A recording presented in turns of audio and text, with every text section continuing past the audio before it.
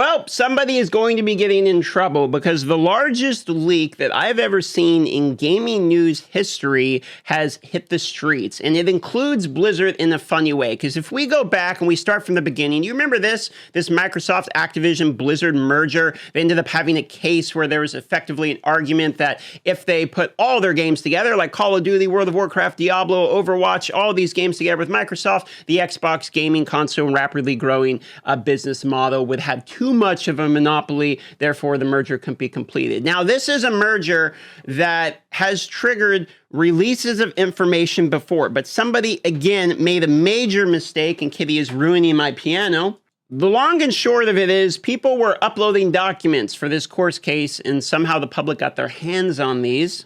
Now, eagle-eyed observers might notice this is not the first time there was a leak in conjunction with this FTC versus Microsoft hearing, but this one today we're going to be talking about is a totally different one. It's a second shooter from the grassy knoll, which is hilarious because it includes, among other things, the entire roadmap to 2030.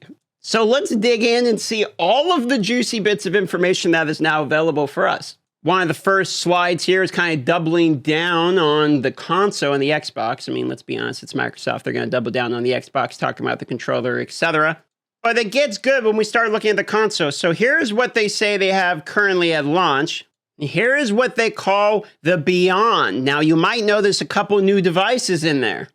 There's going to be a new Series X that they're refreshing, is what they're calling it. And this is going to have a USB-C port as well as increased storage. It looks like no disk drive. And we have another similar refresh for the Series S. They're also sort of having a middle ground controller. There was the base controller, there's the Elite controller. This I think they're calling the Premium, which is going to go in the middle, featuring like haptic feedback. And then we have a nice little screen here, sort of showing us the technical breakdown in case you're curious about the new ones here. Seems like the key words for this one are Elwood for the Series X or S, and then Brooklyn for the Series X is what they're going to be calling this. Now we get really into the meat and bones of it, the stuff that personally actually excites me, as opposed to, okay, there's new hardware coming out. We all, of course they're going to release new hardware. They're going to want to sell new hardware. But now we get into the games leak. All right, so take a look at this. We got the ones that are already out. We got Doom Eternal, okay, Deathloop here, Fallout Shelter, Project Whirlwind, these kind of ones here. We got Starfield, Elder Scrolls, Redfall, all of these. But then we get down to here. Indiana Jones game. What a name, Indiana Jones game. 3 planned titles for free-to-play and mobile, and they don't have them listed here. Oblivion Remaster. Oblivion was my first Elder Scrolls game, and I actually liked it a lot, so I would enjoy a remaster of that. We have Elder Scrolls Online expansion to be named, and then Starfield DLC is the next portion.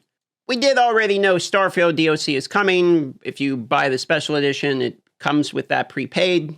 But we start to really get in some juicy ones here. Doom Year Zero and DLC.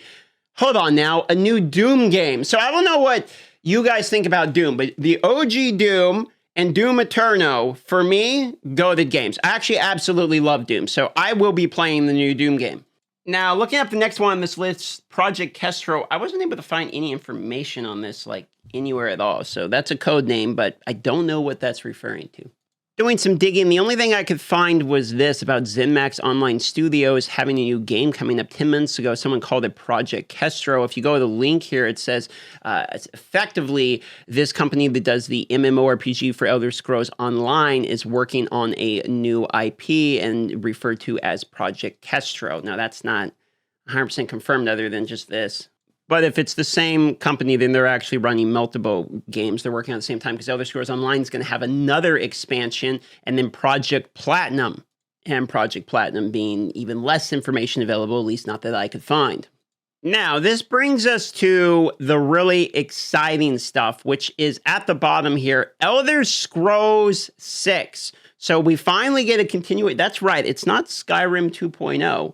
Although maybe it is, I don't know. But they're saying that this time it's Elder Scrolls 6, so we don't have to buy another console to buy Skyrim for the 15th time. I don't think I can count on my hands how many times Bethesda has resold Skyrim at this point, so I'm excited for a new Elder Scrolls game, but I still have plenty of Starfield yet to play through, and since I bought the Premium Edition, I guess I get the DLC anyway, so I'll have a lot to keep in company until Elder Scrolls 6. They also have some expansions in here for whatever Project Kestrel is going to be. There's an expansion for that. Elder Scrolls Online gets yet another expansion. They're really pumping these things out. And then Doom Zero, the new game, has already got DLC planned before the game is even out, which is the way with games these days. It seems like if they can't release a game without 15 years worth of paid DLC, they're just not going to do it. And out of all of these, the one that really kind of interests me is the licensed IP game. Please let that IP be Star Wars. I don't know what is going on, but you cannot find a good Star Wars game in this day and age. Yes, we had the Fallen Order games. They're decent. Sure, I'll admit to that. But like, there's not really a lot, you know, with Star Wars being the biggest IP of like ever, I don't understand why we're just not cranking, just absolutely cranking out the Star Wars games. Another slide I found rather interesting here was the path to leadership in gaming, short of showing here what they believe the different platforms are. They show console as the largest of it, then PC is significantly smaller than I would have thought. And then cloud-first gaming seems to be expanding. Now, if you don't know what cloud-first gaming is, that's effectively like streaming the game to some kind of device that the device itself doesn't actually have the game on. Now, I don't actually do this. You can do this on like TVs, consoles, etc. It's not something I use. I normally just own the game and the hardware, and the game is actually on the hardware. But it seems that they believe, if you look at this graph here, that it is expanding and will continue to expand going into the future. And if I am reading this graph right, it is not until August of 2025 that they are planning to launch their next-gen upgrade for the Xbox at the moment. So if you have purchased your console and you were just worried, oh no, now I need the next one, I mean, you have literal years until they're going to be selling this again. This is the roadmap all the way to 2030. And there is a whole lot more in this. I mean, they mentioned that Xbox is considering their own handheld. So we're going to get our own mobile device from Xbox, which, speaking of handheld devices, they apparently were trying to buy Nintendo, or in the conversations to purchasing Nintendo. And I'm sure that would have been for the acquisition of handheld devices as well. They mentioned wanting to get to 100 million Game Pass subscribers. I mean, this was a fat leak. And if you want to read all of it for yourself, you absolutely can. But they go into detail with a lot of slides on a lot of information. This was the biggest leak I've ever seen. But even more so than buying Nintendo, when you dig into it, you can look at this, and it mentions also attempting at discussing Valve and Warner Brothers as well. So the original concept of like, oh, Microsoft's kind of getting really big. I mean, if they think of this, we got Activision Blizzard. Okay, let's say they acquire Nintendo, Steam, and Warner Brothers. Like they're starting to add some stuff into the bank here. Now, I don't know how you guys feel about monopolies and mergers and acquisitions. I'm not a business guy. I'm a guy who plays video games and talks about it. So I don't have the educational background to come up here and be an expert on that stuff. Normally, it doesn't worry me until I realize the majority of companies aren't really competing with each other. Like they're all owned by the same umbrella corporation, and it seems like they're competing with each other. And we kind of already have that with some companies as well out in the East that own like big chunks of a lot of the games that we play. You know, Tencent owns quite a bit of the games we play, even in the West as well. So I can understand there can be some concerns about monopolies.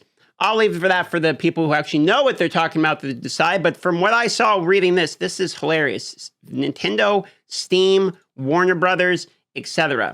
It's a crazy amount of acquisitions if they actually did all that. What is interesting, though, is they said that Nintendo seemed uninterested in selling and was sitting on a big pile of cash. That does sound like Nintendo. Spencer stated in the lines quoted that he didn't think hostile action would be a good move, and that he's going to be playing the long game, whatever that means.